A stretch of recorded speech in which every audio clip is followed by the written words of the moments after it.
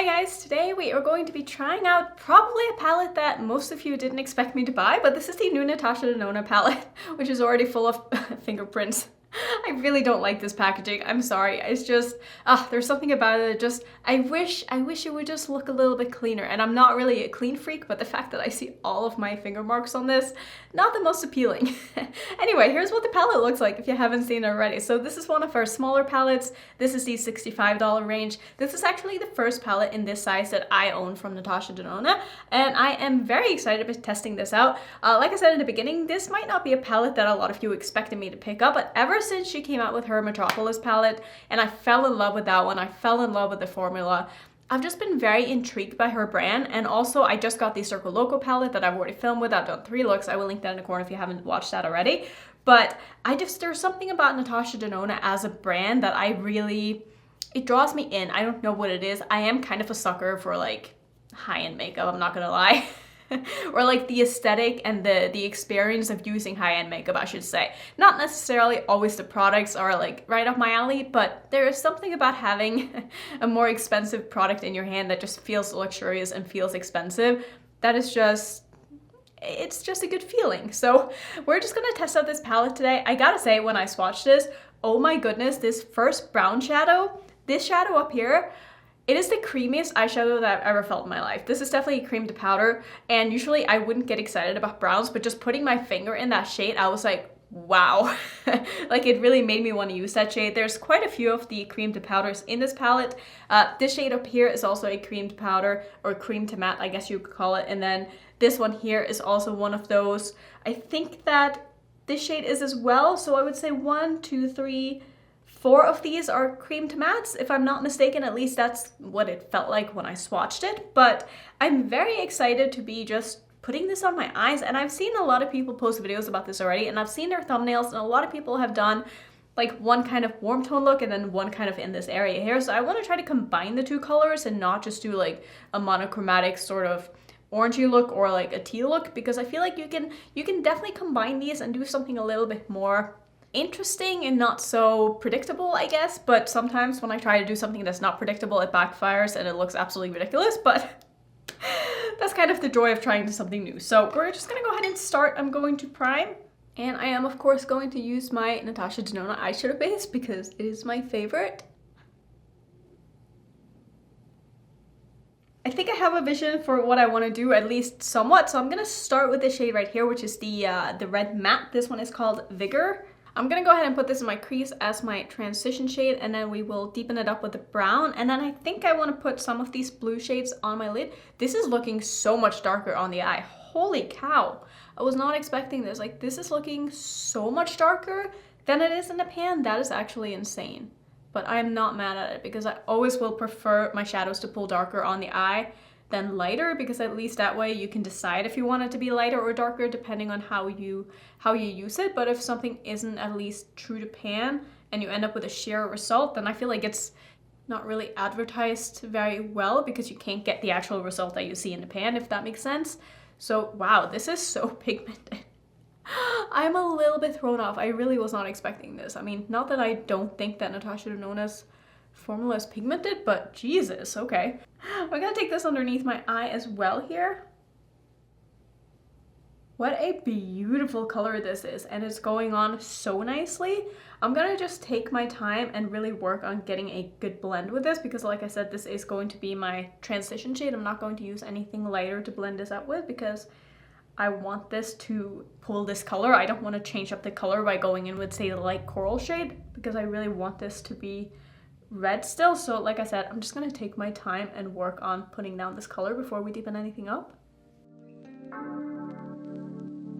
It was all a big mistake, never meant to miss the date. I was caught up with my friends, I forgot that we had plans. So the roses on the floor and found the champagne by the door. All my favorite things, they were there except for you. You were gone. This looks very nice, and that was super easy to do. So next up, like I said, because I am just so intrigued by this brown shade, I need to try it. This one is called Mindful, And like I said in the beginning when I swatched it and I put my finger into it, it is the creamiest and richest eyeshadow that I think I've ever touched. And the way that it swatched, it was so smooth and just everything that I would want in an eyeshadow ideally. So we're just gonna try it. We're gonna use this as the kind of deepening shade in the outer corner of my eye here. I will say it's not deepening up as much as it is just kind of changing the color of that red a little bit. I kind of wish that this one pulled darker as well, but I do have that experience with the creamed powders that they don't necessarily come off as dark on the eyes as they do in the pan. Some of the ones in the Metropolis palette definitely do that, but the ones in the Circo Loco palette I felt like would lean a little bit lighter, especially some of the turquoises and blues. So I feel like maybe this shade wouldn't be like the best color to use along with this red, especially as a deepening shade, because it's not really deepening up anything. It's just sort of toning down that red. So I'm actually not going to go too heavy with this. I feel like this brown is better used either on its own or together with something that's not red or something that's maybe a little bit lighter, but it is going on the eye just so smoothly. It's super, super easy to work with. So I think what I want to do, like I said, I want to do some of these sort of green shades on my lid. Like, I just feel like that could be really fun and a little bit different maybe. So we're going to start with the shade right here, and I'm going to put that sort of in the middle of my lid and just drag it outwards. This one is called Equilibrium. I am going to use some of my NYX glitter primer because I just want to see how intense I'm able to get the shimmer. So I'm just going to put the glitter primer all over my lid where I want my shimmer to go. I'm not being precise at all with this. I'm just kind of slapping it on just so I can have a bit of a base here. And then I'm going to take the sticky side of my brush into that color because it's just going to pick it up beautifully. And I'm going to start in the middle and just drag it outwards. So I would say that this is somewhere between a satin and a shimmer. It's definitely a little bit more shimmery than a satin, but it's not by any means like a true metallic. It's not super shiny, but it's blending out very nicely into that dark shade. I know I always say this, but I don't really like satins, but if there's going to be a satin or a more subtle shimmer, I do prefer to be the darker shimmers because those are going to be the ones that I'm gonna want to at least blend out into mattes like I'm doing here, and that works very, very nicely. But for something that's gonna be like more in the front portion of my lid, I do prefer something a little bit more on the metallic side. But again, that's obviously personal preference, and it's just, you know, the way that I like to do my makeup. I know a lot of people like to do all shimmer looks and stuff like that, and for that you want to have probably a different shimmer formula than you would if you use mattes in your crease. I think it just depends on your eye shape as well. Having hooded eyes, I just find that this is sort of the techniques that makes my eyes look the best, or it's the most flattering. Not that you always have to go with, you know, what is the most flattering, because honestly that is bullshit. I say wear whatever makes you feel comfortable. But to me, making my eyes look a little bit less hooded and making my eyes look bigger than they are is what makes me feel really pretty. And so that is usually what I tend to do, unless I'm trying out a new technique or I'm just kind of playing around and having fun. But if I'm trying to just feel good about myself and have a good makeup day, I definitely go with, you know, sort of the safe route with doing transition shades and deepening shades and then doing some kind of light to dark shimmer on my lid. That is just sort of what I like to do. So I'm gonna, you know, finesse this a little bit. I think this is looking very nice though. So we're gonna go into the shade here called Flow, and I'm gonna use that in the front portion of my lid. Just gonna pick that up with the other side of my brush here, and we'll see what this one looks like. This one looks to be a little bit more metallic than the other one, but we'll see on the eye here. I didn't find that any of these shades really look like super metallic or glittery or anything like that when I swatched them out. They're definitely a little bit more of a subtle formula, but that is sort of what I expect when it comes to mainstream brands as well, especially brands like Natasha Denona. Like, I'm expecting her formulas to be more on the wearable side. You guys know I hate that word, but sometimes it's just a good way to sort of explain what it is that I'm trying to say. And I think you guys know what I'm trying to say as well when I say wearable formulas, because not everybody wants to look like a sparkling unicorn and have, you know, glittery shades on their lids and shifty multi-chromes and stuff like that. Like, it's not what the public who shops at Sephora or, you know, in stores are really going for. And I feel like that is where most of her audience buys her makeup. So obviously she wants to make formulas that a lot of people are going to like, and not for a niche market like myself and some of the rest of the indie community who are very into super special shades. Like that is just not what, you know, mainstream people want to have in their makeup. So I totally get it. And like I have to appreciate it for what it is, you know, like I'm not expecting them to cater to my preferences because that wouldn't really be fair. So these are blending beautifully in together. This is looking very, very nice. So let's see, what else do I want to do? Do I want to do anything else with this? I definitely need some kind of an inner corner shade. I'm thinking, would it be crazy to use that mint color? The answer is probably yes, but that means I should probably do it. So I'm gonna take this one. This is one of the cream to mattes. It's called Rephr. I'm gonna take that on a very, very small pencil brush here. This is the number 3 from Rephr. I'm not going to obviously spray this or anything because it is a matte shadow. So I'm gonna just pop that in the inner corner as well as a little bit underneath my eye here. So I think this is all I want to do for the eyeshadows. Do I want to do anything else to make this a little more fancy, or do I just want to leave it like this?